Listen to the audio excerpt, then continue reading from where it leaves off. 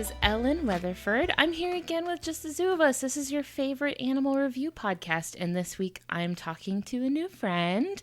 This is Madison Bush. Say hi, Madison. Hi. I'm so happy to have you here with us. I'm so excited to talk about spiders with you today. Before we talk about spiders, though, let's talk about Madison. Can you introduce yourself a little bit for our friends? Yeah, I'm Madison. I'm an undergrad senior at the University of Wisconsin, studying both field biology and conservation. And I freaking love arthropods so much, especially spiders. I usually specialize in like ecology of predators and top-down management. So I do really enjoy the spiders in their like ecological niche. So I'm always happy to talk for several hours at a time about them. And what got you into spiders specifically? Were you like always into spiders? Were you like a spider kid? I was not. I used to be scared horribly of spiders, just like most kids are. Yeah, that's relatable. Yeah.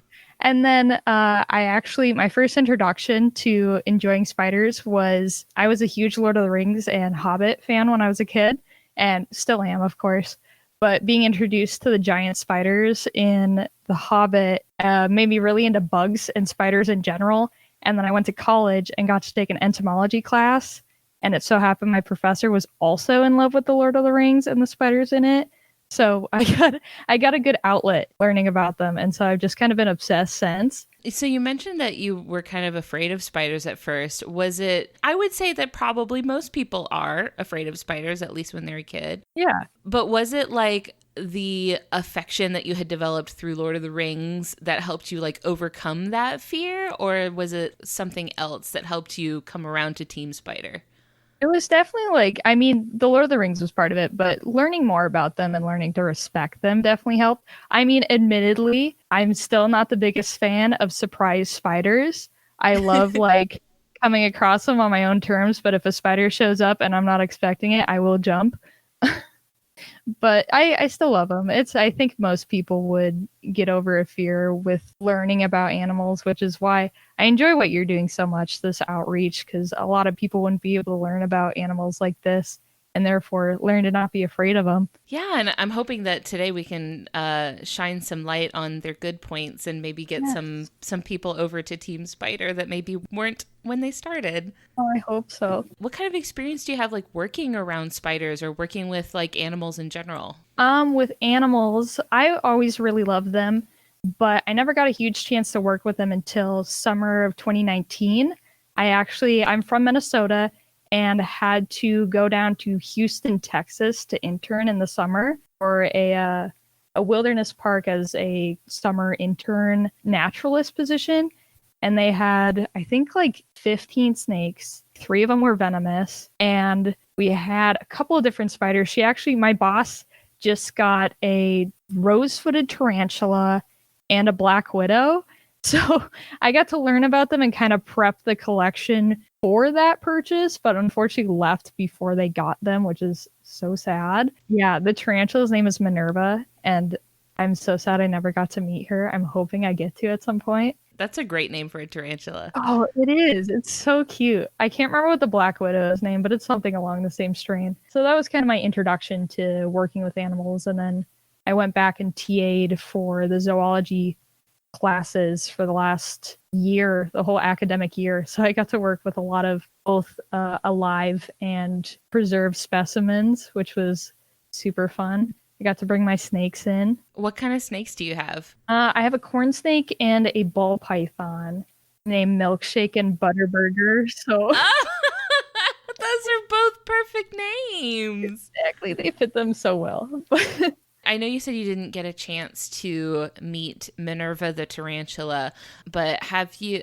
I've heard a lot of people talk about like the experience of handling and interacting with tarantulas, and I've never had a chance to actually do it. Have you had a chance to like hold and like play with a tarantula?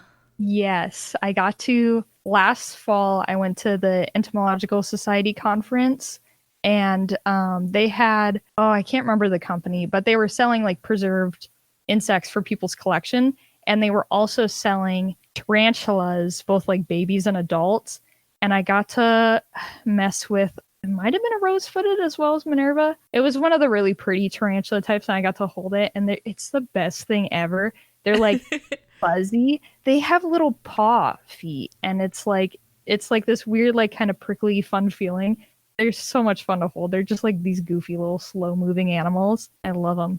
The way you described it makes me think that it might tickle. Does it tickle? Yes, I would say if you're more ticklish in the palms, you're definitely gonna have a hard time not giggling. My research partner was like super like twitchy and giggly the whole time, but I thought it was just the best thing ever. It's like a little cute scratchy feeling. I love it. Oh, that's so sweet. I would like to believe that I would be the type of person to happily hold a tarantula if presented with the opportunity, but I never have. So like I don't know how that would actually play out for me. Yeah, you never know. I would suggest have somebody hand it to you because picking them up is kind of the scary part. And I love spiders. I enjoy them. I'll pick them up outside, but as soon as you're faced with like a decent sized tarantula, it's like, oh, I don't know if I want to stick my hand near that. But they're still fun to hold. It's like the evolutionary human thing where it's like your ancient mammalian brain is like, maybe I shouldn't put my hand near that. Your animal brain is taking over like, no, please do not. Exactly. This week, we are talking about spiders, naturally, as you may have guessed if you were listening. Now, you mentioned to me that you had a couple of particular spiders in mind that you really, really like. Which kind of spiders are we looking at today? Well, I wrote up a little bit about a couple of orb weavers, which are kind of like the general spider that people think of. And then I also took some notes on my favorite kind of spider, which is wolf spiders. And there's about 2,000 different wolf spiders, but I've got some good info. Oh, excellent. Do you want to take like a quick second to introduce us to spiders? Because I imagine probably a lot of people listening maybe haven't had a very close relationship with spiders. Yeah, understandably. Yeah, a lot of people don't really get to know spiders, especially because like you learn about bugs usually in general, and spiders are kind of like roped into that, but they're not technically bugs. They're arthropods, and they're more closely related to scorpions and ticks and mites, which a lot of people are usually surprised by. Yeah, that I think is surprising. I would have thought those were like insects. Yeah, you would think, but they're closer on the taxonomic tree than they are to insects. They're also closer to like lobsters and stuff than they are to actual insects. So once again, don't know really why they're lumped in with bugs. It's just like the human desire to categorize things based on like observable similarities. So you're like, oh, small thing, lots of legs, must be bug. Must be bug. Exactly, yeah. But there's about 40,000 species of spiders. So there's literally tens of thousands individually optimized spider species that are just so ecologically valuable to their different environment. I think it's so neat. They can occupy different niches and like totally not interfere with each other at all in one environment. So there could be like a couple hundred species of spiders in one area and like very rarely overlap. So they're already like pretty good at separating each other from themselves, which is neat. Before we move on from that, while it's on my brain, yes, I think that what I have witnessed in my backyard has been web sharing, like multiple different types of spiders on the same web. What's that? What's happening? What is this? Most people don't actually 100% know, but it's a definite thing that spiders will do. I almost call them people. They are to me. But especially, so there's a type of web called a tangle web. Most people associate spiders with that like kind of classic orb spider web. But there's tangled webs, and certain species of tangle web spiders will come together in the thousands and build these like 100-yard long webs and work together to get food. And so spiders doing that is kind of one of the big research points of altruism and how it evolves in different species, because one of the last things you would expect is spiders working together, but it's just like one of those weird things that researchers are super interested in because, like, spiders are working together. Like, what? I thought that was a people thing, but. Or like at least something that you may not expect from, I don't know, arthropods in general. But Yes. then you think of how like, a lot of insects have these like massive colony like societies where they're working, but then that is like within the same species. So then you see like different species of spiders helping each other out, and you're like, whoa, whoa, whoa, what are you Yes. doing? It's really alien in the spider world. I'm sure there's other groups of animals that do it. I'm probably the most familiar with spiders and stuff doing it. But yeah, it's completely different from like bees and wasps are usually what people think of, or ants when you talk about like species altruism. And that's like a whole thing where they, like the hive mind concept.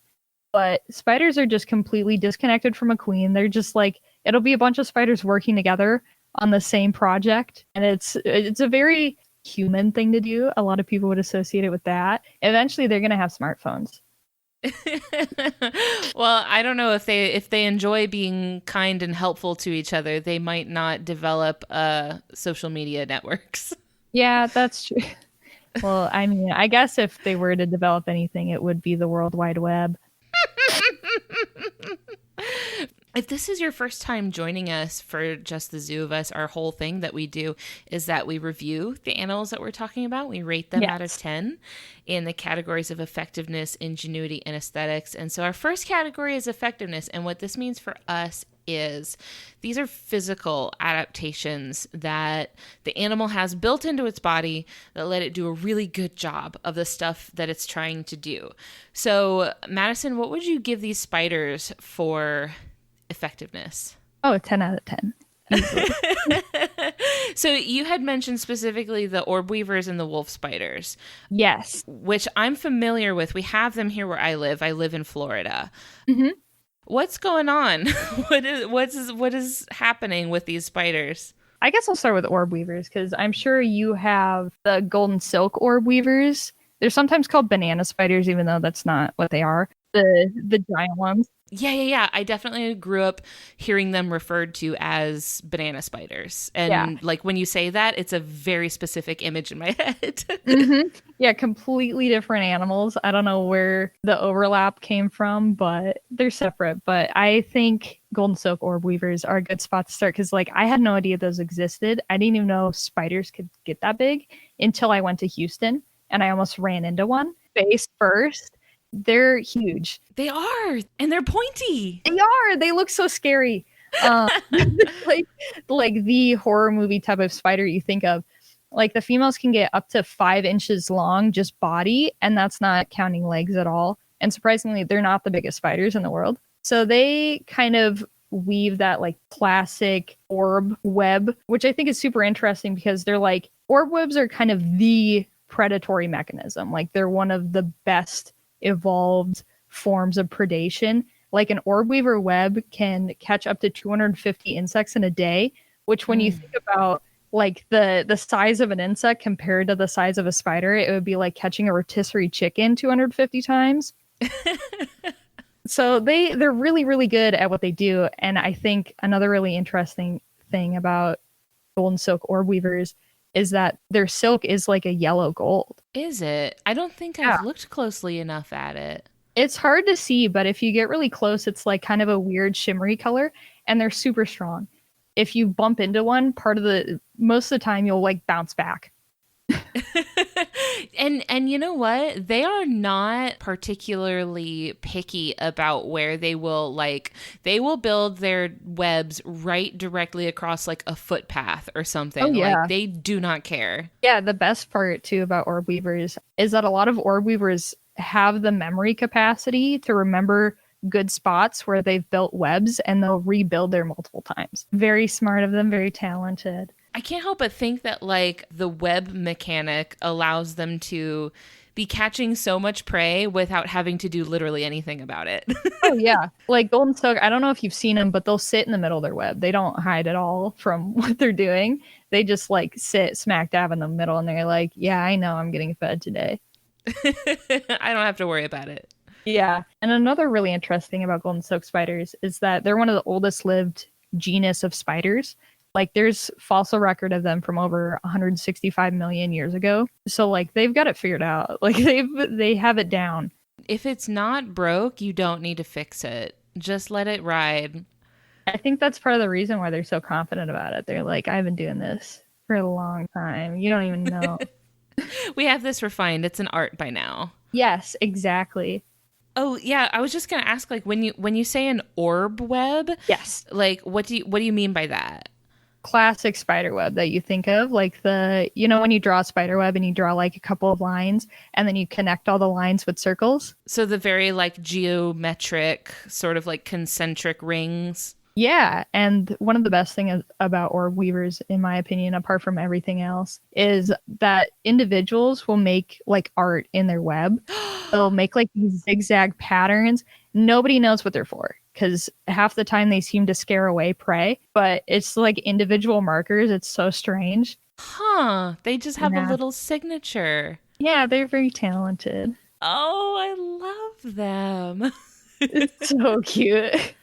Now, with these spiders, what people always ask, because they're very common where I live, people see them all the time, and like the first thing you want to know, because we live in Florida where we have lots of dangerous things that could hurt you very badly. So the first thing they want to know is it venomous? Will I die if I touch it? Technically, all spiders are venomous, except for like these two really tiny families. Okay. But for the most part, most spiders aren't venomous enough to cause anything worse than like a wasp sting. And so golden silk spiders, like technically, yeah, if you stuck your hand in front of it and really like irritated it, it might bite you and get a little red and irritated, but it's not going to kill you or anything. You don't have to worry too much about them, but they're also so like, because of how brave they are with their web building, it's one of those things that's like we're very prone to just running directly into their webs. Oh yeah, all the time.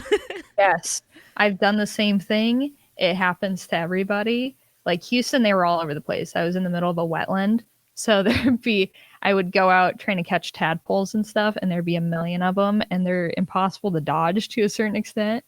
Yeah, they're everywhere, but they're pretty much harmless. They're not going to do anything except for like maybe fall on you, but that's just a fun story at that point. Like you're far more of a threat to them than they are to you. Yes, exactly. And they'll orb weavers will rebuild their webs like up to multiple times a day. Golden silks will usually rebuild little parts of it, but sometimes like the same spider will make different patterns, and it's just like, why? Apart from just showing off to the rest of us. Maybe that spider is going through a phase. Maybe that spider's a little like trying to be a little experimental. Every spider needs to go through a blue period. It's understood. Like they have to express themselves. I love that so much. I know, me too. Now, what about wolf spiders? Do wolf spiders do the same sort of like web building stuff? Like what's up with wolf spiders? Most of them actually don't make webs. Oh. Which is the best part about them. Because they're like chase predators. That's why they were named after wolves, because they'll just like chase after something instead of building a web, and they'll like live under rocks and stuff instead of actually like building a little homestead, which I think is just like so neat. I love that. That is. They're a little more nomadic than their orb weaver friends. Yeah, so they'll just like chase stuff down, and I think they'll chase stuff down for like a good amount of time, and they're quick. Not the fastest, but they're pretty quick. A lot of people don't like them because some people think they're ugly. I think they are beautiful. We have seen some of them around here. One of them got into our bathroom, and I tried to be nice. I tried to like make a peace treaty with this spider and be like, okay, listen, I get what you're about. I get that you're going to be crawling around eating bugs. I get that you're going to be eating mosquitoes and stuff. We're cool. You can stay, but you gotta not mess with me, okay? Like, don't be worrying about me. You can stay in the bathroom and that's okay, but I don't want to know about you, basically. Yep. And that was fine. And then later on, it was that same evening, I'm brushing my hair and I feel like some hair fall on my shoulder, and I go to brush it off, and it was not hair. It was the wolf spider that I had spared.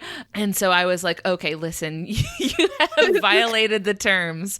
This is not what we agreed to. So then he had to go outside. Oh, yeah. He was thanking you for sparing him. Not in the way that I wanted him to at all. Yeah, and see, I love spiders. I absolutely love spiders. I would do the same thing if that happened to me. What I'm thinking about is like these are predatory animals. They're going around, they're eating other little bugs that are smaller than them. But they're not exactly apex predators, right? Like there's other things that eat them, right? Oh, yeah. There's a lot of different things that'll eat spiders. Do they have any sort of defenses against predators that could eat them? I'm thinking like orb weavers are like big and they have these bright colors and stuff. Like how are they not getting eaten? Good question. The thing I can think about for other orb weavers, I'm not 100% sure how golden silk ones do it, apart from maybe just being so intimidating that nothing wants to mess with them.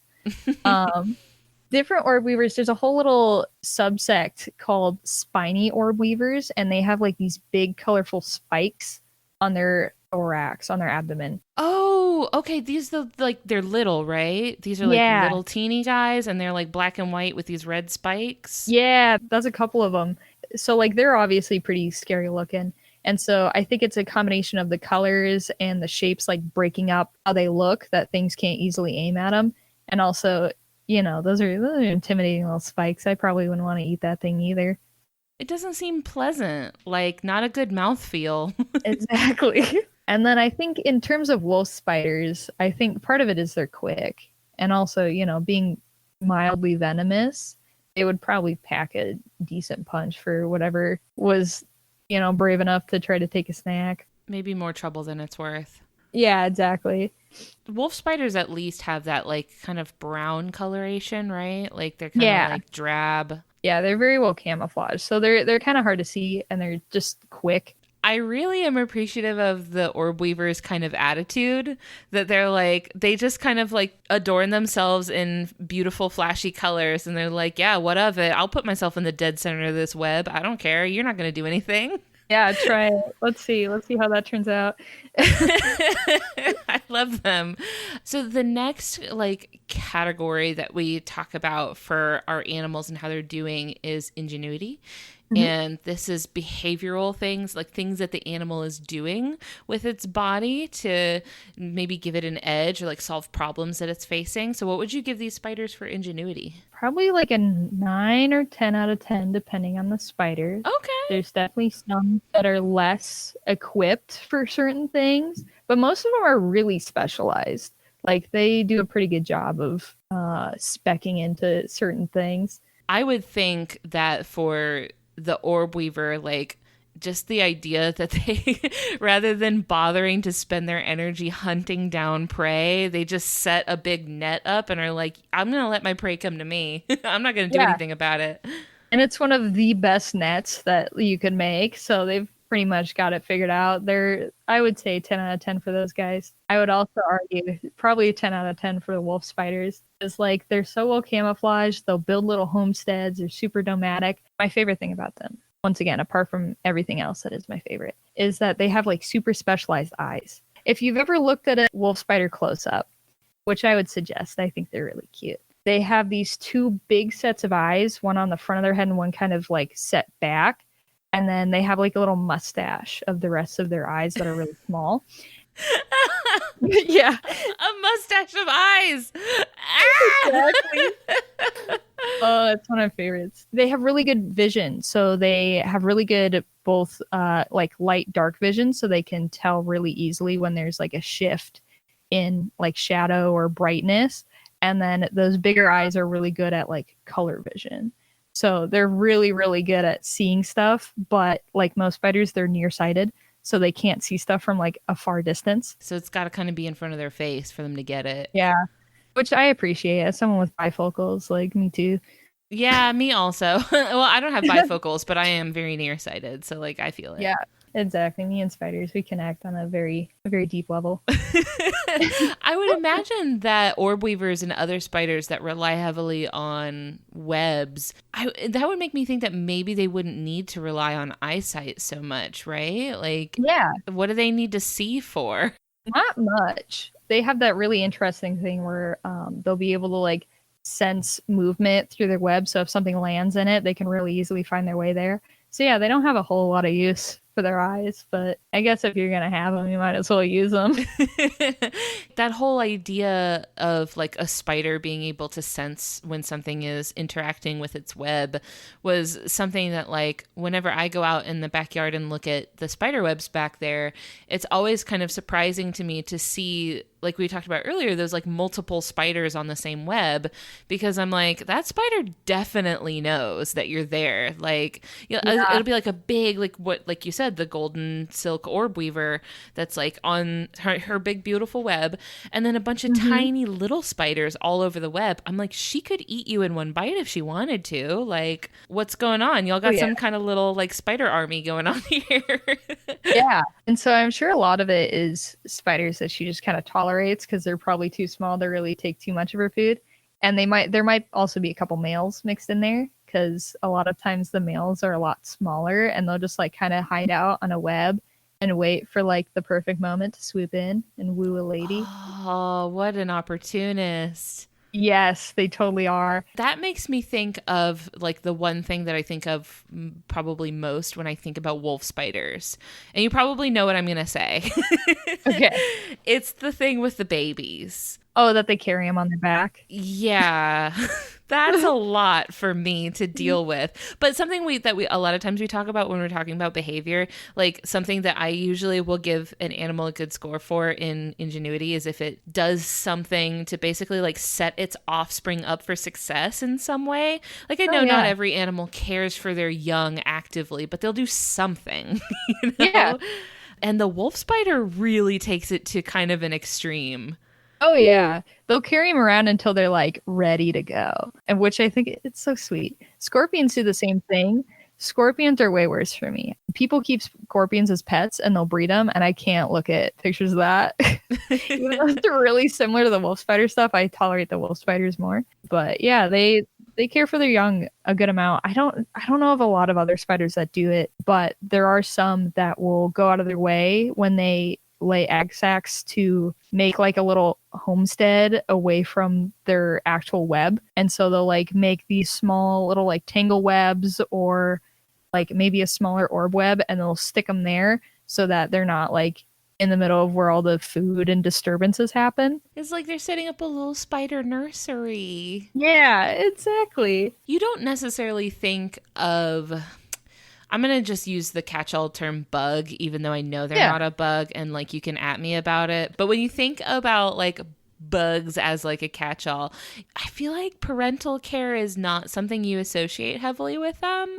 It just doesn't seem like something they would do a whole lot. So I find the idea of like a spider mom being very caring towards her babies, that's endearing to me. It makes me think of Charlotte's Web. Yeah, they're surprisingly docile towards their young compared to like a lot of other insects and arthropods. A lot of insects will, I mean, apart from like ants and wasps and stuff who specifically care for them, a lot of insects will just like lay their eggs and ditch. Or there's some cases if their babies get a little too close after the whole ditch situation, they'll just eat them. And so spiders kind of have a leg up on, or several legs up. So they, I would say out of the arthropod world, I would probably give Mom of the Year award. It does make for a horrifying experience, which I feel like for like if you go to smash a spider and then it explodes into 50 billion tiny spiders, I feel like that's just incentive for you to not smash the spider. Like, exactly. So maybe it's evolutionary. Yeah, like, or for me, I'm just like, well, there you go. That's the reason to just pick them up and put them outside instead of smashing them, because they could explode into very many tiny spiders, and now you have a much bigger spider problem on your hands. So just pick the spider up and put it outside. But I've never had it happen to me, thankfully, because I think if I did, I would not be alive currently. Oh, same. In your experience, like working with spiders, I don't know, I guess would you describe them as having any, you mentioned that like the orb weaver spiders have enough memory to know like, oh, this was I built my web here and it didn't work out, but I built it over here and it was fine. I'm going to build over here now. Does that seem to transfer into any sort of like ability to learn or like retain information? That's the extent of memory that I know about in spiders. And of course, I'm no professor of spiderology, but I would assume that there's probably an extent that they can figure out, like, oh, if I, go down this path, there's more issues down there. So next time I'll go down the other one. But I don't really know the extent of it. And now I'm very interested. Could you get a spider to go through a maze? Could you teach a spider tricks? Could you teach it its name? I might need to try now. I say it would be fun. It would be fun for me to hear about somebody else doing it. Yes, yeah. If I get the chance, maybe I'll go get a tarantula and try to train it to do cartwheels. I talked a big game one time when I said I wanted to get a pet tarantula. And then I worked at a pet store for a while that for the entire 2 years that I worked there, they kept saying, oh, I heard in our next shipment we're getting a tarantula. I heard we're finally getting a tarantula. We're going to get one this week. There's one coming in this week. And then none ever came in. Oh, I know. And I so badly wanted to like finally have a chance to like test it out to see like how am I going to feel about a tarantula? Am I really as cool as I think I am that I would hold a tarantula? I never got a chance to. So I will have to live vicariously through you. Oh, yeah. I'll make sure if I ever hold more tarantulas, I'll let you know. I mean, I would highly suggest the experience. And like I said, I love spiders. I don't know how open I would be to having certain types of tarantulas in my house. I don't know if you've seen it. There's a really funny YouTuber who he shows his videos of him switching the water buckets out in his tarantula tanks. And he's got like hundreds of them. And every time they like go straight for him and he like jumps every single time. And he's obviously had them for years. And I was like, man, I don't know if I could do that every day. I even like flinch if my cat jumps at me wrong, Oh, like yeah, me too. But you mentioned a black widow earlier, and something that has happened to me before was at the time when I worked at that store. We sold crickets. Yeah. And the crickets would come in every week in these little cardboard, things, these like egg crates. Mm-hmm. And one day I'd been just kind of reaching in and out of there all day long. And at the end of the day, a customer was like, hey, you need to be careful. There's a spider in there. And I was like, you know what? There's spiders in here all the time. Like, it's not that big. It's just a regular spider. I looked in there and there was a black widow just sitting like right on top of all of these crickets. And she's just sitting there. She's got her bright red hourglass and she's just vibing. And like I had been reaching in there literally all day long and, probably was within inches of her and she didn't try nothing. Like she did not care about me. So that's a story I like to refer to when I'm like, listen, it's not that big a deal. Yeah, exactly. I only know one person who has ever gotten bit by any like notable bad bite spider. And it was somebody I met in Houston and he got bit by a brown recluse. Now that's the one that will really mess you up. Yeah, because they have, I can't remember the term. They have a different type of venom that will, I don't know, in D&D terms, I'm thinking necrotic damage. Mm-hmm. But so it's like tissues. And so he was like, yeah, I got bit by this thing the night before and I went to bed and I was in like nasty pain all night and didn't get to go to the doctor until like the next morning. And like you would expect with all the like hype of like how nasty brown recluses are, you'd think he would have lost an arm, but it was like a little tiny, it looked like a little burn mark, like he had burned himself on the stove, and like that was the extent of the scarring.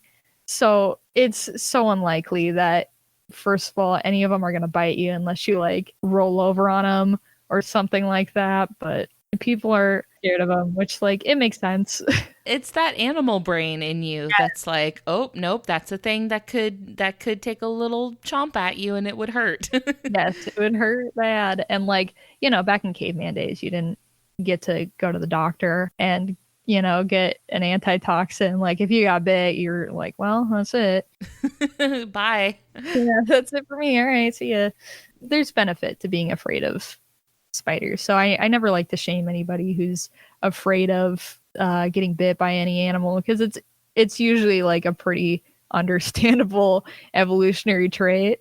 Yeah, and honestly, like, I'm more okay with people taking the approach of like, oh, I'm afraid of this animal, so I'm going to completely leave it alone and, Yeah. not bothering it at all.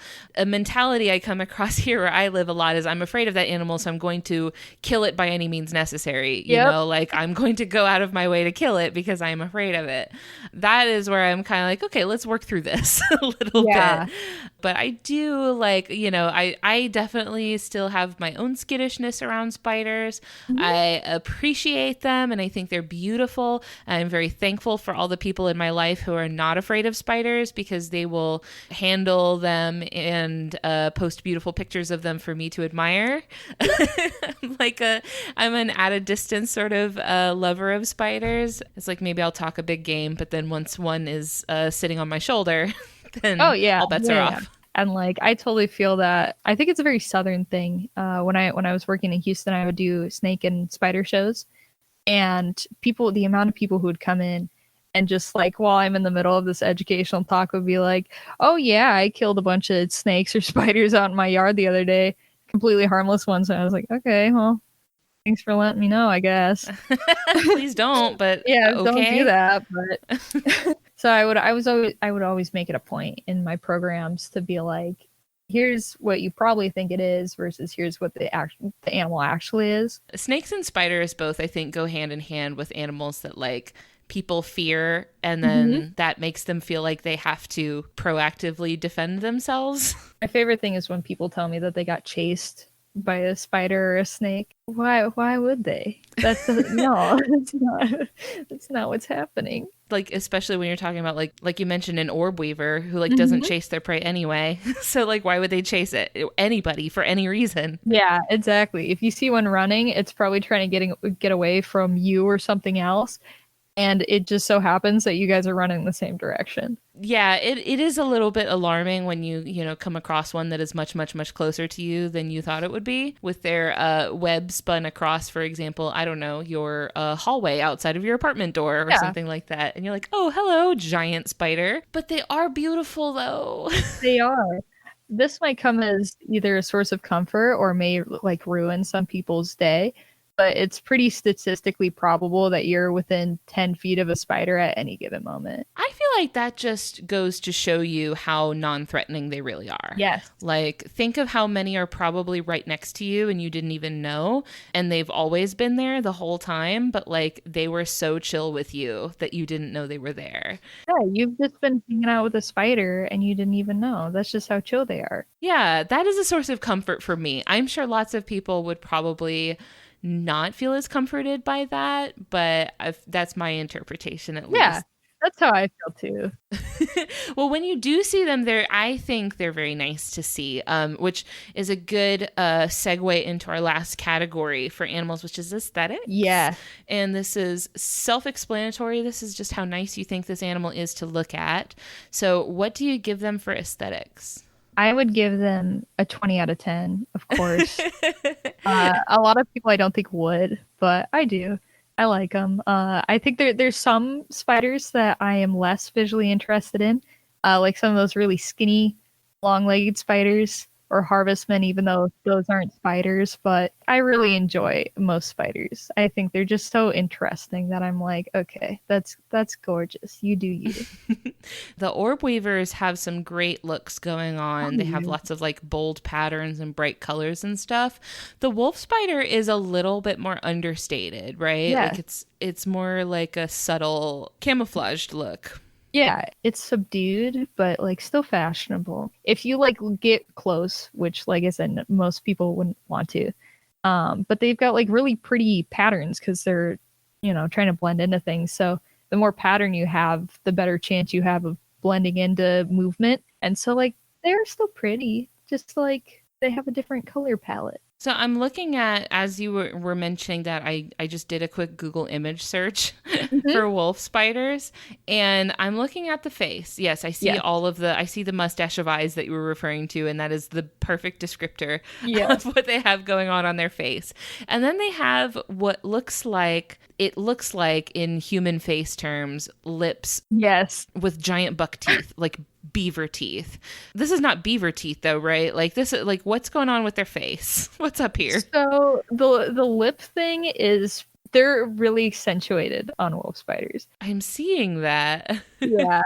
The buck teeth are actually their chelicerates, and so that's what sets spiders into a different group than like mites and ticks. It's those little things, and it's like essentially where they store their fangs and their venom. And they're kind of like if you know what a grasshopper face looks like, where its mandibles are kind of horizontally oriented so they can like crush. A spider's chelicerates are more vertical, so that they can like stick in and usually inject with venom or sometimes stomach acid to make a little smoothie of their meal.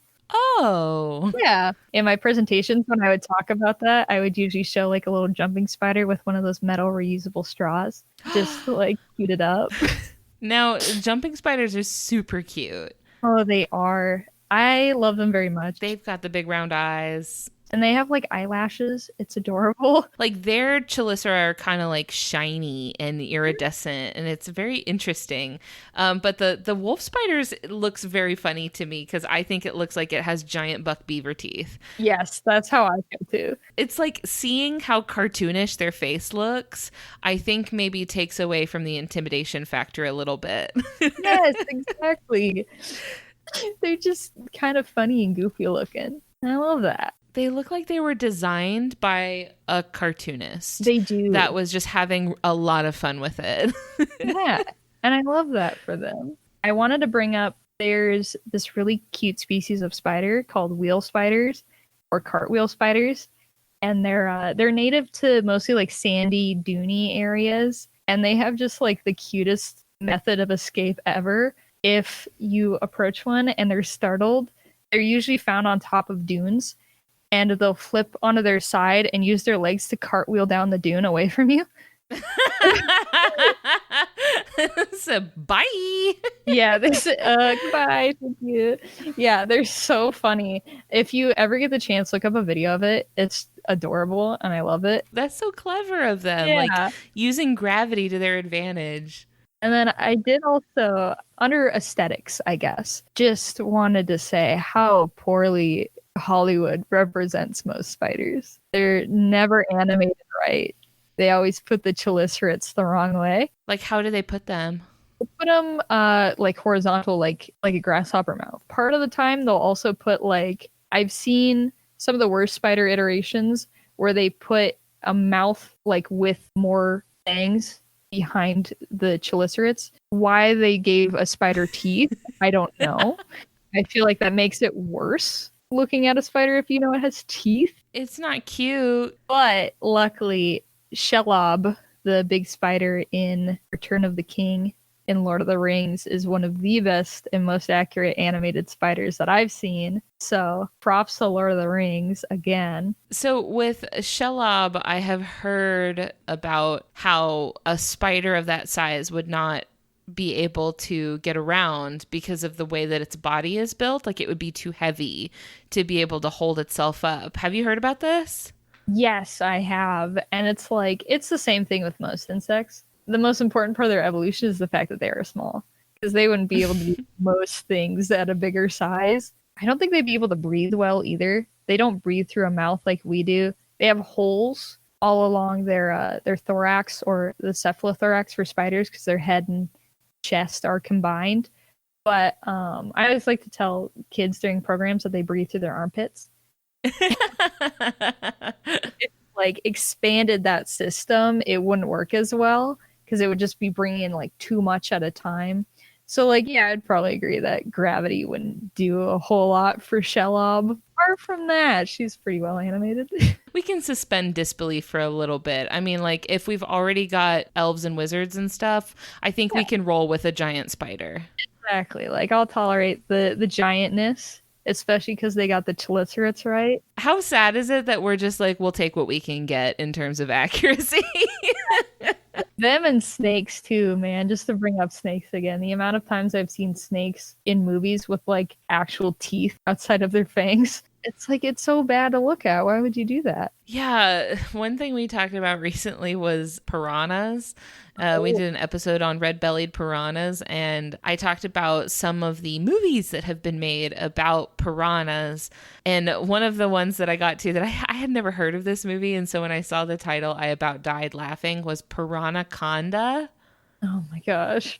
It's what it sounds like. It's a hybrid between a piranha and an anaconda. I don't even Right? that conclusion. I haven't seen the movie, obviously, so I don't know what their explanation was for how you would arrive at a hybrid between a fish and a snake. But yeah, I think that there's a wide knowledge gap between the people in charge of depicting animals in movies and the people who actually know what those animals are like. Yes, people depicting science in movies usually don't have it all the way there. Ryan and I were marathoning a bunch of movies this quarantine, and the amount of times I heard people say, I'm a molecular biologist and particle physicist, I was like, what? They're always like 25 and they have like 7 PhDs. And it's like, I don't even know where to begin with that. Like, where did you get all that money? Yes, exactly. It's like, how did you afford to do that? I'm sure Ryan mentioned it to you. We were talking about starting a podcast where we talk about how badly people represent labs in movies. No PPE. Like, we were watching the early 2000s Spider-Man movies, and in the first one they go visit I think it's Columbia University's science lab, and they have a giant electron microscope in the middle of this area that they're having high schoolers walk through, and they also have like these obviously very venomous spiders all stacked up like super precariously on rolling carts. Oh no. That's just setting yourself up for failure. They're just like stuck in Tupperware. Yeah, basically. Yeah. It's like, who made that decision? That makes me wonder, like, aside from the inaccuracies of the scientific environment in the movie, having a deeper knowledge of spiders than the average person, how does that affect your opinion of Spider-Man? I will sum it up in the quote of one of my favorite things I've ever read on the internet. I occasionally peruse spider fact pages for obvious reasons, and there was a really good one. I can't remember what spider fact page it is, but it was talking about, spiders have a really cool spider sense too. It's called having eyes. And I think about it constantly because it's just that is it pretty much. And I enjoy Spider-Man. I can appreciate what it's trying to do, but if you think too hard about what an accurate Spider-Man would look like, I wouldn't suggest it. That would be a little spooky, maybe a little too intense, like not exactly a kid-friendly sort of thing to be looking at. I'm like, you know what? I'm glad that they went that direction with Spider-Man and not the other way. They toned him down a little bit. They're like, okay, maybe let's just keep the webs and the spider senses, and we'll call it a day. Yeah, I will say though, incredibly cool that they scientifically designed a spider that could rearrange DNA through its venom. I wish that was real. Oh man, that would be wild. It would. I don't know how even scientifically, like if you manufactured it, no idea how it would work, but I appreciate what they were going for. I know, it's one of those, like, I feel like with superhero movies, you have to cut them so much slack. You have to just give them that gold sticker and be like, you know what, you tried. It's fine. Exactly. You did your best. Easily best part of those original Spider-Mans though was because it's insinuated that spiders are like super strong because they're little and the way they're designed, you can hold a lot of weight, and so to represent that in the original Sam Raimi Spider-Mans, they had it so he woke up the next morning and he was completely ripped. Man, they should market that venom like the Gaines serum. Yes, exactly. I don't think that I would vibe very well with like a super buff Tom Holland, though. Oh, me neither. He's a very soft-looking kid. I would appreciate if they kept that. I don't think I could deal with six-pack Tom Holland. You see him he comes through and they've like CGI'd Tom Holland's head onto like Jason Momoa's body. Oh no. Ooh. I don't He want just walks in like, hey guys. Hey guys. Yeah. Then somebody on the internet years ago made a comment that Tom Holland looks like he's constantly holding a frog in his mouth when his mouth is closed. And I can't sit through the new Spider-Man movies anymore without seeing that. Oh, we need to be kind to this boy. I like Tom Holland more than I like Spider-Man. Oh, me too. Super nice kid. I think he's made a comment on that joke because it went around for like a while. I think he made a comment on it. I think he thought it was funny.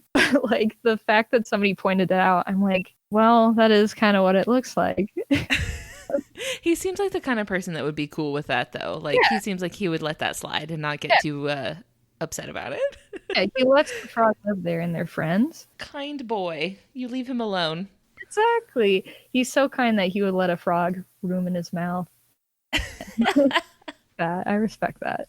All right. Well, before we wrap up for today, I wanted to kind of give you a couple minutes to let our friends know, like, are you involved in any projects or what kind of work are you doing right now that maybe you want people to know about? Well, when my time isn't completely sucked up by organic chemistry, there's a new institute on my campus called the Ecological Restoration Institute.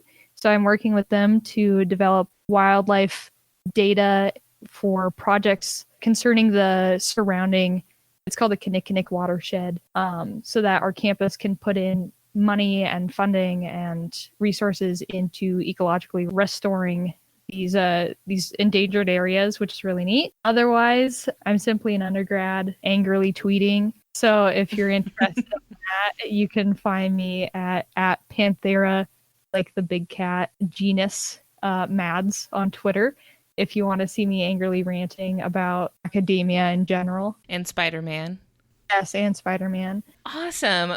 Just as a quick aside, you were referred to me by our previous guest, Ryan Hegseth, who came on and talked to us about hammerhead sharks. And octopi, from what I heard. We did also talk about octopi quite a bit. They did come up. Well, I really appreciate you coming on and, spending all this time chatting with us today. I'm excited that now I know more about these beautiful spiders. So thank you for sharing your passion and your knowledge with us. Yeah, thank you for having me so I could talk about spiders for like an hour. Isn't it fun? Yes, it is. I need to find more outlets to do that. Of course. Well, I'm going to let you scurry on. So thank you so much again, and we will talk to you later, Madison. Awesome. Thank you so much. Thanks. Bye. Bye.